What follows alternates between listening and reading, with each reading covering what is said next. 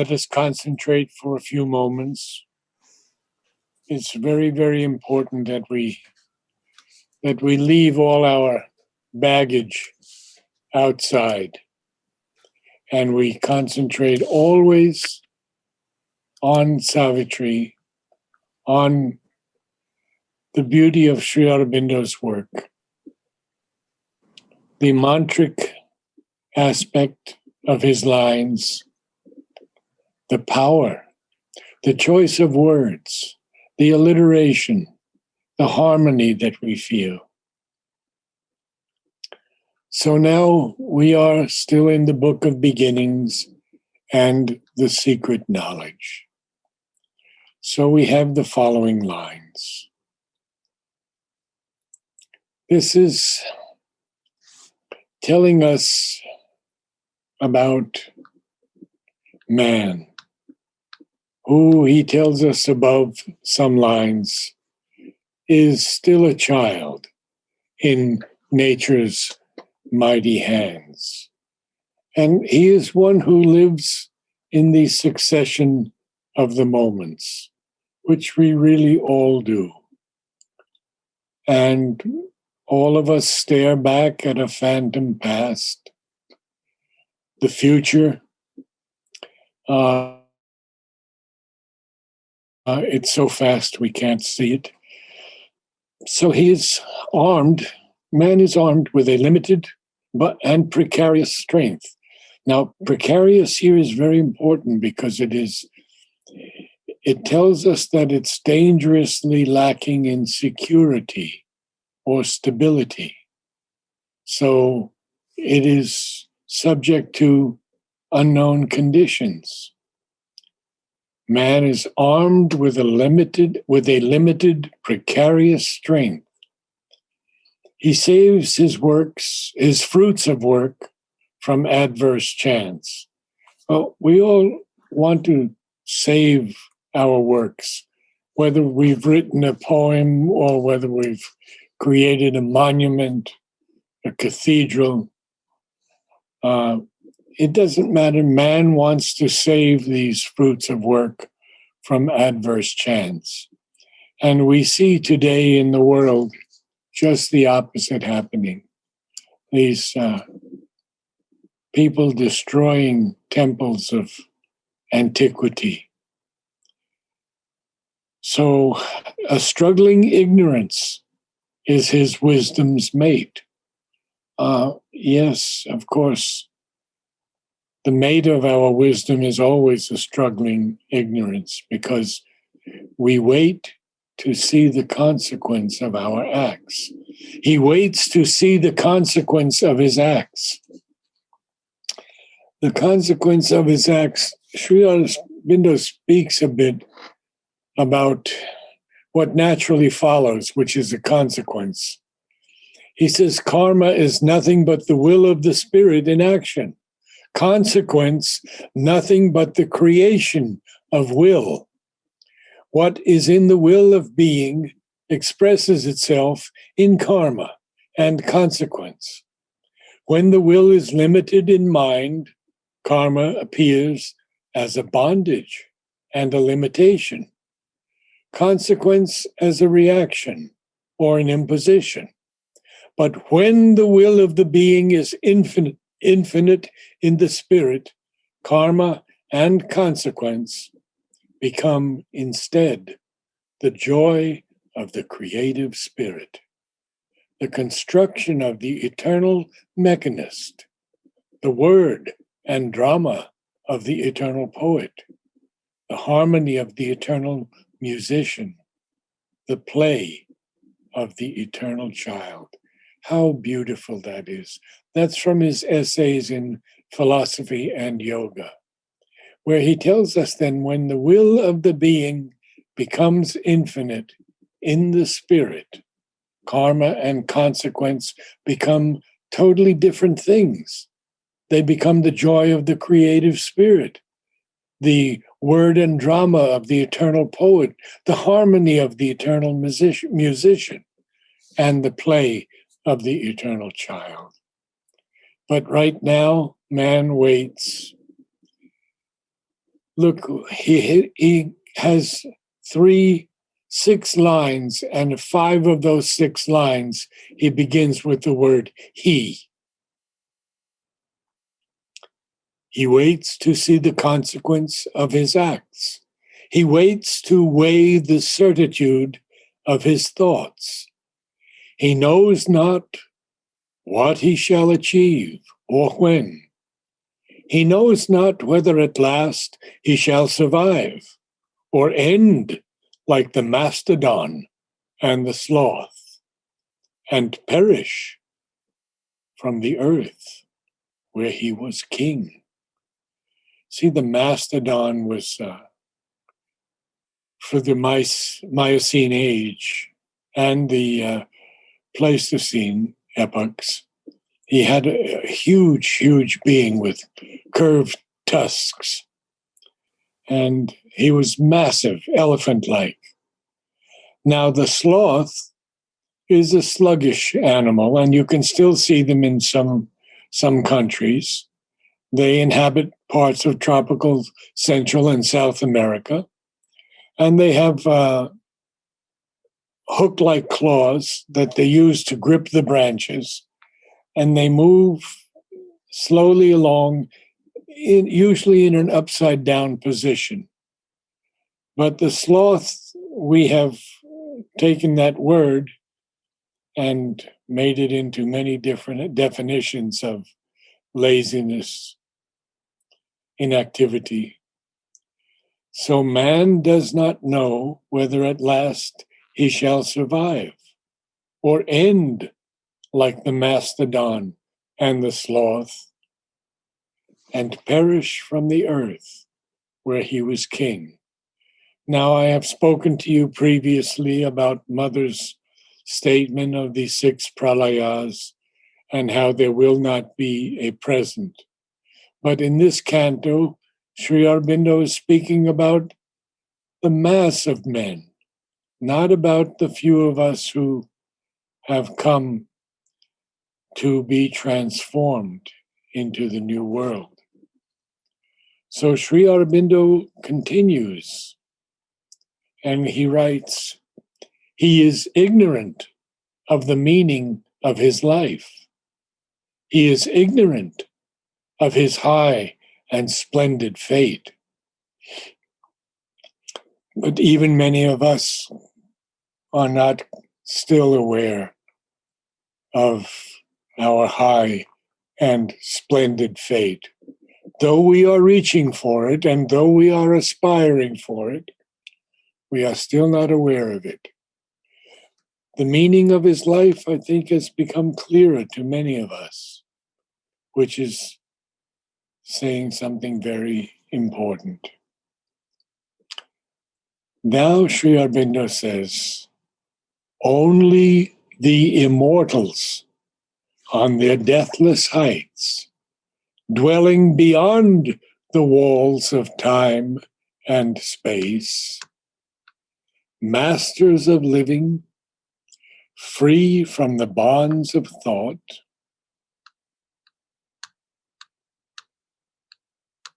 and then I have to go into the next page, but let's take this first of all, because there's quite a lot here. These immortals are not subject to death. They are everlasting, perpetual. They dwell beyond the walls of time and space. Someone has to tell me whether we've done time in our Sunday Savitri.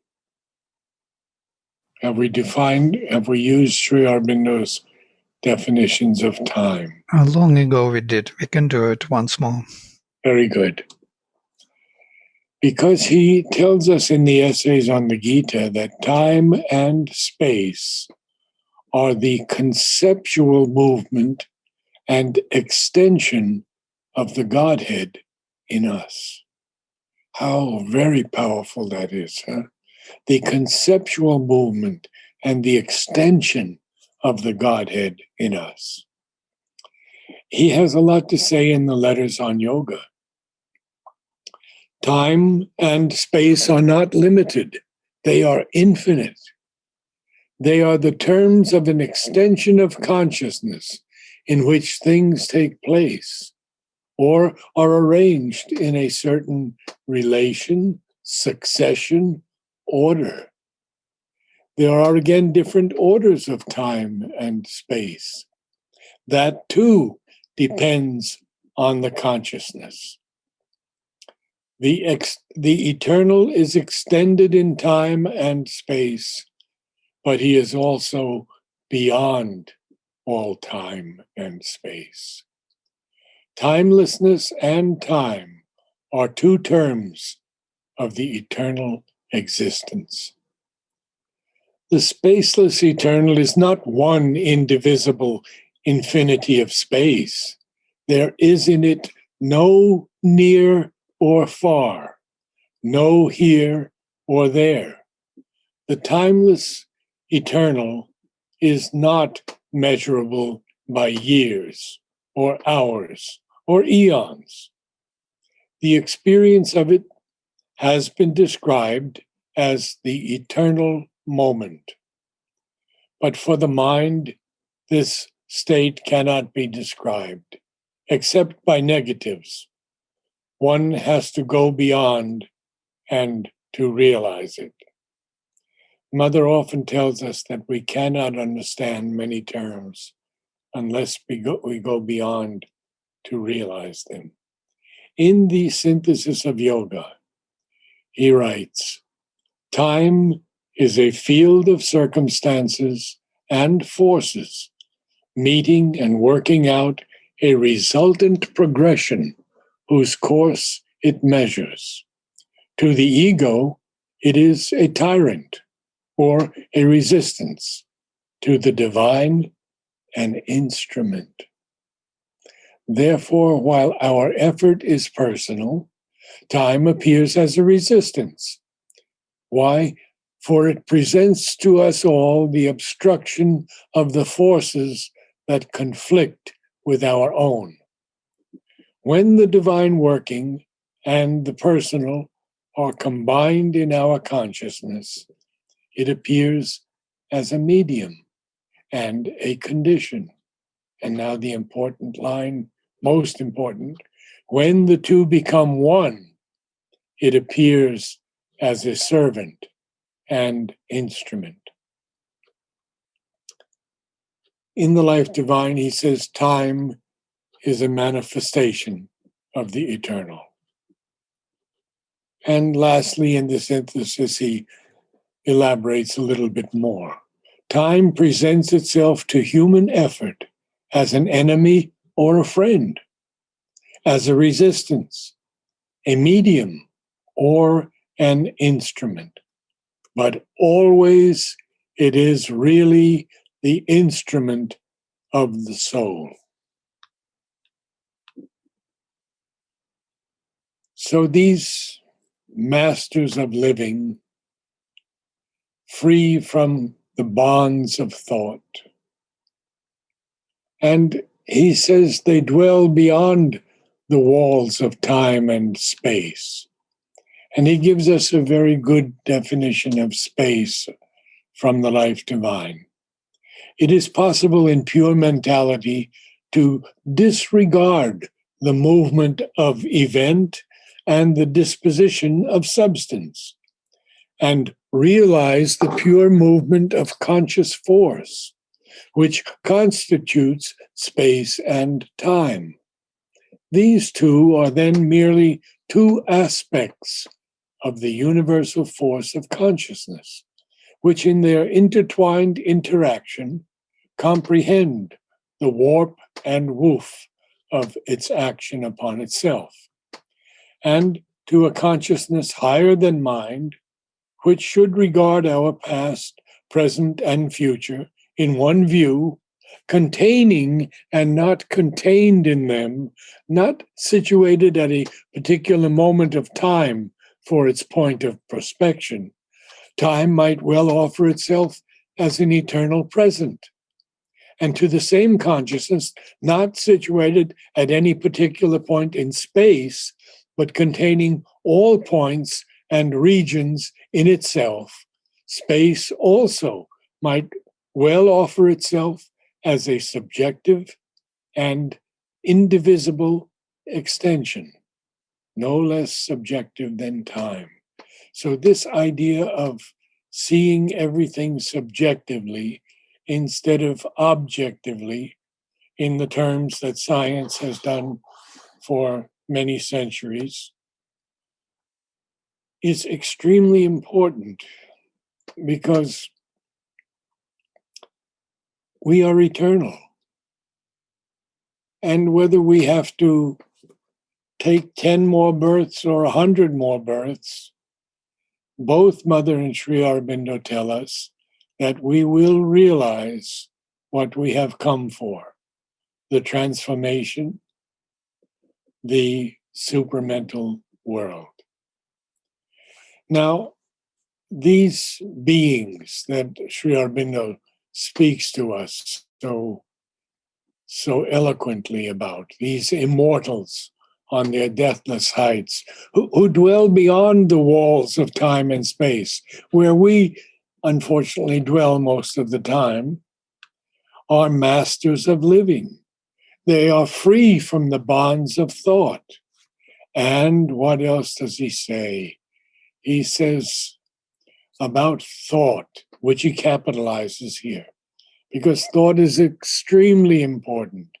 And I will go through what he speaks to us about thought, which may well take up the rest of our time, but it is so very important.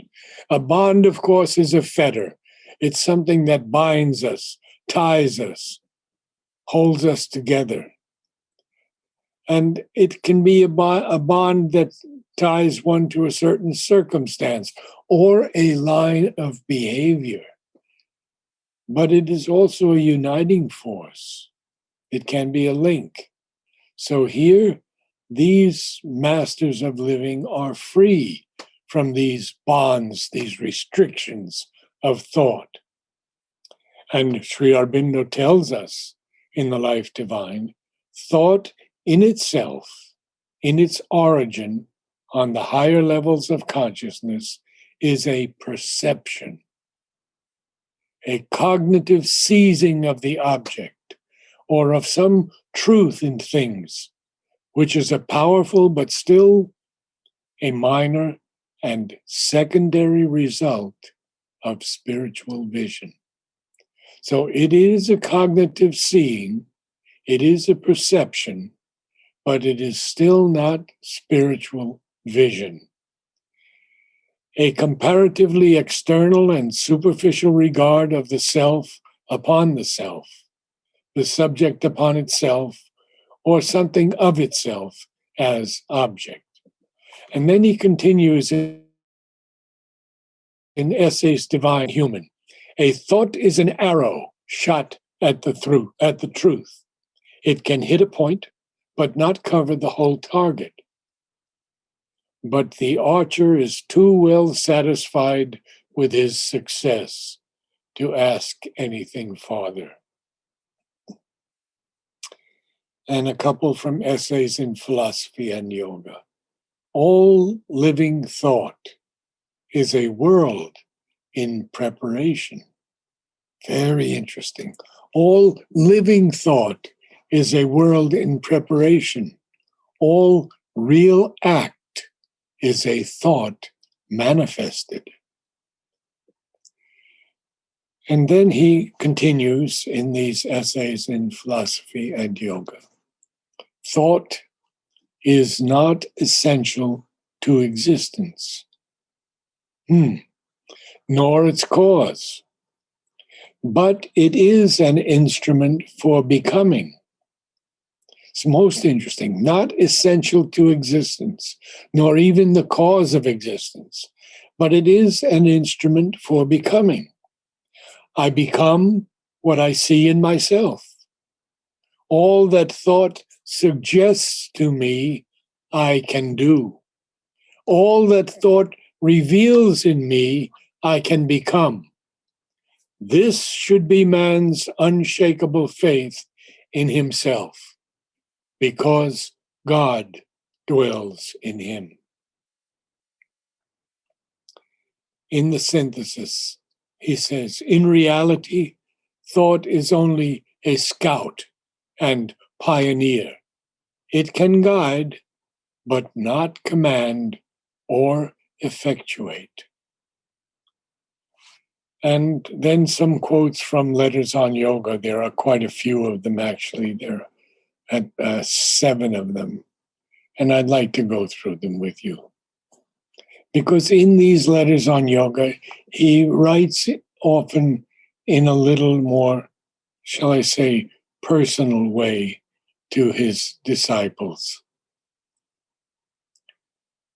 The first, but there is another kind of thought that springs out as if it were a body or form of the experience or of the consciousness involved in it or of a part of that consciousness. And this does not seem to me to be intellectual in its character. It has another light, another power in it, a sense within the sense. Our thoughts are not really created within ourselves independently. This is a very, very critical paragraph. In the small, narrow thinking machine we call our mind, in fact, they come to us from a vast mental space or ether, either as mind waves or waves of mind force that carry a significance, which takes shape in our personal mind, or as thought formations ready-made, which we adopt and call ours. Whoa. Our outer mind is blind to this process of nature, but by the awakening of the inner mind, we can become aware of it. So our thoughts are not really created within ourselves. Continuing on. That is the way things come. Only one does not notice. Thoughts, ideas, happy inventions, etc., are always wandering about in thought waves or otherwise, seeking a mind that may embody them. Oh. One mind takes, looks, rejects. Another takes, looks, accepts. 2 different minds can catch the same thought form or thought wave, but the mental activities being different make different results out of them. Or it comes to one and he does nothing. Then it walks off saying, "Oh, this unready animal," and goes to another who promptly welcomes it, and it settles into expression with a joyous bubble of inspiration, illumination, or enthusiasm of original discovery or creation. And the recipient cries proudly, I have done this. Ego, sir, ego. You are the recipient, the conditioning medium, if you like, nothing more. Whoa. Thoughts unexpressed can also go out as forces and produce their effects. It is a mistake. It is a mistake to think that a thought or will can have effect only when it is expressed in speech or act. The unspoken thought, the unexpressed will, are also active energies and can produce their own vibrations, effects, or reactions. So we have the common cliche, thoughts are things. Yes, they are things and they have their effects. Positive thoughts as well as negative thoughts. If we can gather enough souls in this world to remember the truth that Sri Aurobindo and Mother have given us, we can have a definite effect, as does the Om choir. Thought can be a force which releases itself, but the ordinary surface thinking is not of that kind. There is in it more waste of energy than in anything else. It is in the thought that comes in a quiet or silent mind that there is power. It is in the thought that comes in a quiet or silent mind that there is power. Thought is not the giver of knowledge, but the mediator between the inconscient and the superconscient. It compels the world born from the inconscient to reach for a knowledge other than the instinctive vital or merely empirical. For the knowledge that itself exceeds thought, for the knowledge that itself exceeds thought. It calls for that superconscient knowledge and prepares the consciousness here to receive it. Thought is quite possible without words. Children have thoughts, animals too. Thoughts can take another form than words. Thought perceptions come first. Language comes to express the perceptions, and itself leads to fresh thoughts. Well, this was a long session, but I hope it was valuable for everyone. And now I would like someone who has not read before. Nishat, have you read before? I don't think so. Could you read for us the lines in Savitri we went through today? Yes. Thank you.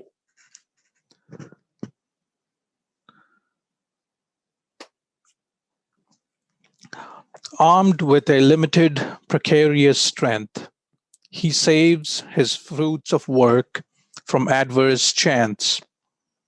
A struggling ignorance is his wisdom's mate. He waits to see the consequence of his acts. He waits to weigh the certitude of his thoughts. He knows not what he shall achieve or when. He knows not whether at last he shall survive or end like the mastodon and the sloth and perish from the earth where he was king. He is ignorant of the meaning of his life. He is ignorant of his high and splendid fate. Only the immortals on their deathless heights, dwelling beyond the walls of time and space, masters of living, free from the bonds of thought. You have to, thank you, Vladimir. Who are overseers of fate and chance and will, and experts of the theorem of world need, can see the idea, the might that change time's course, come maned with light from undiscovered worlds.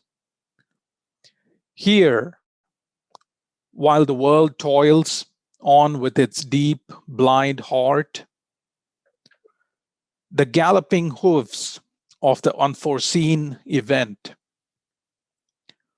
bearing the superhuman rider near, and impassive to earth's din and startled cry, return to the silence of the hills of gods, or God.